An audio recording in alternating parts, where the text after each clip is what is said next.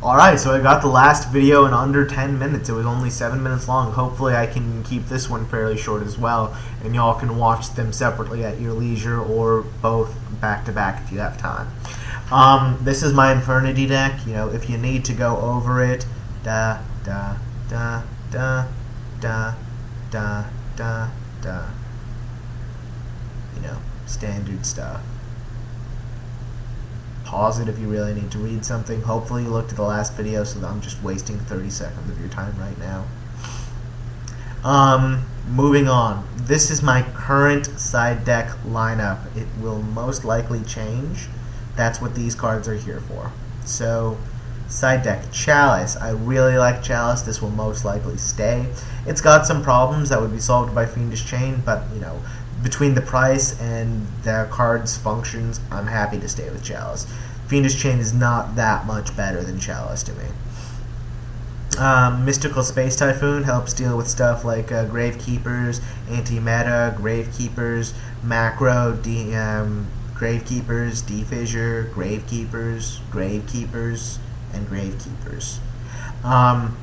Chain Disappearance is I've actually been thinking about maining this for regionals because, you know, I don't know how regionals is going to be compared to YCS, where tour guides are going to run rampant, and then like half the decks you see, you're going to have a good Chain Disappearance target. And I'm less afraid to run cards that are potentially dead but devastating when they're not, because I can run 2 Infernos and maybe even a third if I really, really need to, which will kill my dead cards and turn them into something I can use. So if I realize I'm going against hero beats with Chain Disappearance main, then I'll ditch them in for Inferno, and then game 2 I will side out my Chain Disappearances for my Bottomlesses or my Compulses or something else that beats hero beats. Oh, that's something that I forgot to look up that I need to add. I'll do it later. Smashing Ground, most likely this will stay, but this is a possible drop, which is why it's at the end of the most likely will stay thing. It's a Thunder King killer. It deals with so many good things right now, so it's good spot removal. That's why I'm most likely going to keep it. Now, here are the things that may end up getting dropped for various reasons. Let's start with Forbidden Lands. This one's least likely to be dropped on necessity of itself, and most likely to be dropped along with Bryo if someone on the team needs to borrow this from me. Because I'm not so attached to Forbidden Lance. I have decently enough spot removal in the form of 1, possibly 2 T-Tribs, Dark Hole, 1, possibly 2 breaks, Smashing Ground. I'm not so afraid of stuff that I'd need to lance. So I'd mostly use it either reflexively to save my monster or reflexively to run something over that, you know, would be harder for me to run over, which, you know, technically Chalice can do that to a lesser extent as well. That's Lance. If anyone needs to borrow my Lance, I will loan you my Lance for regionals, and I'll find something else to put in. Raikou, instant spot removal, but as you can see, I'm running very, very spell trap heavy. 27 spell traps. So almost 3/4 of my deck are going to be stuff I don't want to mill. So I most likely will drop Raikou.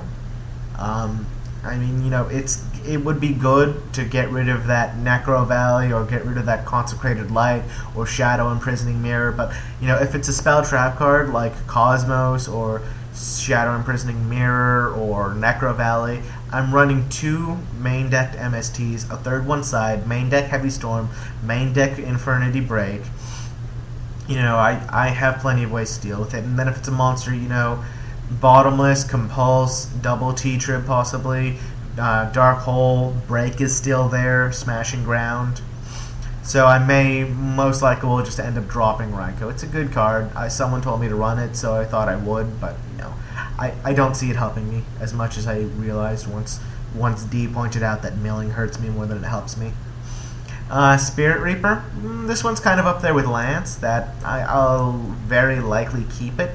But I've been thinking about dropping it for the Fool, because the Fool does not die to Lance, which is you side Reaper against Dino Rabbits and Dino Rabbits main Lance. And, you know, they usually side Lance out, but they might not side Lance out because they know Spirit Reaper's coming. So the Fool is going to be there to deal with that.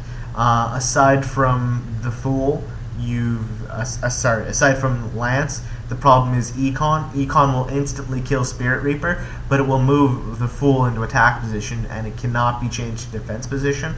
As such, the Fool in attack position is an instant gateway to my life, which means I need to synchro with that immediately. And if it's the only thing I have, then I'm not running Formula, so I have to wait until I get something else out on the field as well.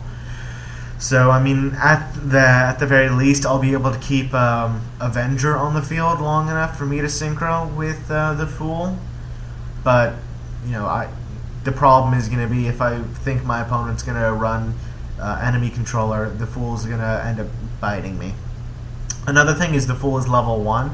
It's light instead of dark, so it does stop one play of Dark End Dragon, but I don't see that being that essential, since I only go for Dark End Dragon in certain situations.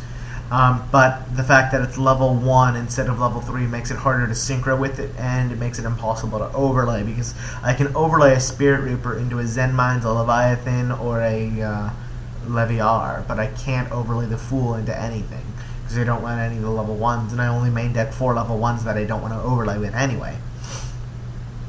So yeah, that's a possible replacement for Spirit Reaper. Possible replacements for Raikou are another break, because I really do like break. I've kind of missed running multiple breaks because it's just straight up spot removal. It's destroy one card and get rid of something that I've already used. And I mean, like, I can go Inferno, and once I Inferno, I have one break live, and then, you know, if I get into another break, I can break with a break.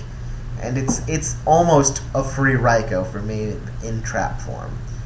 And Raikou, I'm not getting that spell speed 1 anywhere. I'm not getting that as a spell card. I'm setting that, and either it gets run over or I'm flipping it, and I'm hoping it doesn't get Dark Hold or something like that, or banished or whatever. So break is going to be most likely one of the things that goes over Raikou. Compulse is another thing. Instant monster spot removal, not spell trap spot removal, but it is good spot removal. It will minus my opponent if I'm managing to get rid of their Exceed or their Synchro, or something that's just not easy to get out.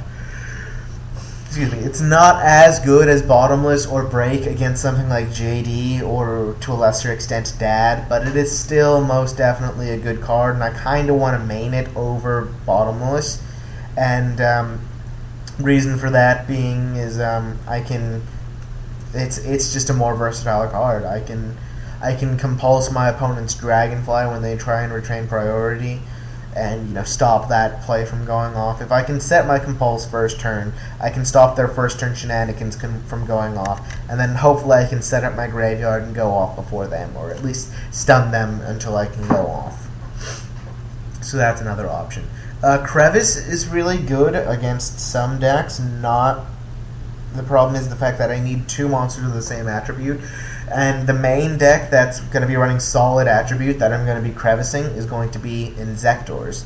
And I feel Inzectors are going to get a drop in playability, not because they're bad, but because Atlanta only saw 2 in the top 32. Like, one was top 16 and the other was top 32. There might have been one in top 8, but there were no more than 2 Inzectors topping in Atlanta. So I think people are going to think it's a bad deck. But the thing is, you know, Inzectors are already running Leviathan. I suppose if I'm facing Agents, it'll help with that as well, because then I can just get rid of Agent stuff. But it's a bit harder to stop other plays, like with Transmigration Prophecy, because I do need to be able to target 2 monsters of the same attribute, which means it's much more difficult to side this in against windups and dinos. I mean, like, if they're going into Avarice, I can get rid of their Vanillas, which will be irritating, but, you know, it's just not nearly as easy to use as I was hoping it would be. So I'm thinking legitimately of replacing it with Disappear, which is just straight up 1 card from my opponent's graveyard and banish it. Whereas this, if I really need to get rid of a Leviar, or else I know my opponent is going to go off on me, I might have to banish something out of my graveyard as well. Whereas, you know, Disappear, I just pop something out of their graveyard. Simple as that. Debunk, I don't think I've sighted into this yet. Granted, I haven't gone against anyone that's running the standard like 2 to 3 Veiler, 2 to 3 Max C, and then maybe an Honest as well, and Gores and Trag and whatever. I mean, it's a really, really good card that can stop a lot of stuff, but I haven't seen me using it yet. I'm afraid to drop it and then go to regionals and realize how much I needed it because everyone's using the cards that I wasn't going against on DN. So I need y'all's opinion on whether Debunk needs to be dropped or not. That's my full main deck. Everything from Lance on, I've been thinking about dropping, especially Rykos, because I've never gone into Rykos, and Crevice and Debunk.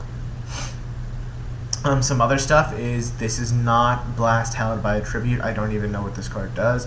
It just has Tribute on the name, and it's explodey looking because it's supposed to be a proxy for Torrential Tribute because DN won't let me run another one of those. But it's going up to 2 next format, so I'm thinking either main or side a second T-Trib because it is just that good, especially in this deck with Archfiend plays. It helps clear out the field when I need the field to be clear.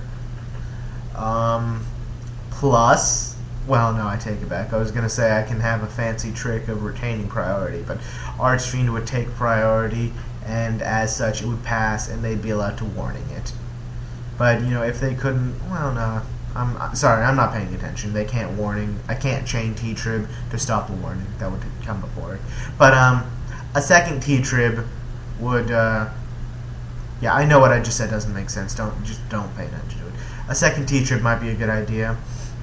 Escape from the Dark Dimension is essentially Call of the Haunted, except it brings him back from the Banished, and it's only for Darks, which is fine with me, because all of mine are Dark anyway, and if they get banished, it is really, really bad for me. So I'm thinking of putting Escape from the Dark Dimension into my side for people that are running that, and then random stuff that is just there. Max C counters include Card Destruction, to mill them out. What's good about Card Destruction is it also clears out a monster heavy hand. So if I end up siding in like a bunch of monsters and I don't side out monsters, which I don't think I would, I'd side in monsters, it clears monsters out of my hand, and on top of that it will refill it. So if I get a hand with like 4 monsters in Card Destruction, then I can just get rid of those monsters. I now have a decent graveyard setup, hopefully, unless it's just an incredibly, incredibly bad hand with like 2 Mirages. I'm sorry, guys. I just lost a bunch of progress with that. Hopefully I can remember it. I should have been clicking more stuff. God, what else was there? There was a Card Destruction. You know, if I pull that off after my opponent Max C's, that can very easily be game. There was Heavy Slump, I know is there. Heavy Slump allows me to, you know, after they max C, all I have to do is plus them enough, which I will. They'll have like 20 cards in hand after I'm done looping. And then they go down to 2, and then they're boned. Because, you know, fuck them. Bubble Crash seems a bit less situational, but also is much less devastating. Because, like, if my opponent has a bunch of hand and field for whatever reason, like, I don't know, windups maybe? I haven't seen the loop very recently. But, you know, I can always Bubble Crash to help make them lose advantage. Like, if they don't start off with a spell and they go into Tour Guide, I can make them lose 2 things, because then, you know, they start off with 6, and then they go Tour Guide, and then they have 7 on the field, and then before I let them overlay, I go Bubble Crash. And, you know, if they went into Tour Guide, then they want to keep that, so they're losing 2 out of hand. But if they went into Songon, then, you know, they're losing 1 out of hand and losing Songon, and then they get something back. So that kind of sucks, because then they go back to 6. But Bubble Crash is most certainly an option. Lava Golem is possibly an option. I was told that this is a good side, and this most certainly can be a good side, because it will deal with Dino stuff, which a lot of other things won't. You know, I side in my Lava. The only problem is dead draw, but, you know, it works with the Infernity Inferno. And if it's not a dead draw, then, you know, it's a big monster, but then break and smash and ground. So Lava Golem's certainly a potential idea. Burial from a different dimension. Same thing that Escape from the Dark Dimension would do. It lets me refill my graveyard with banished stuff. Imperial Iron Wall, someone suggested to me. Sorry, there's no space after that.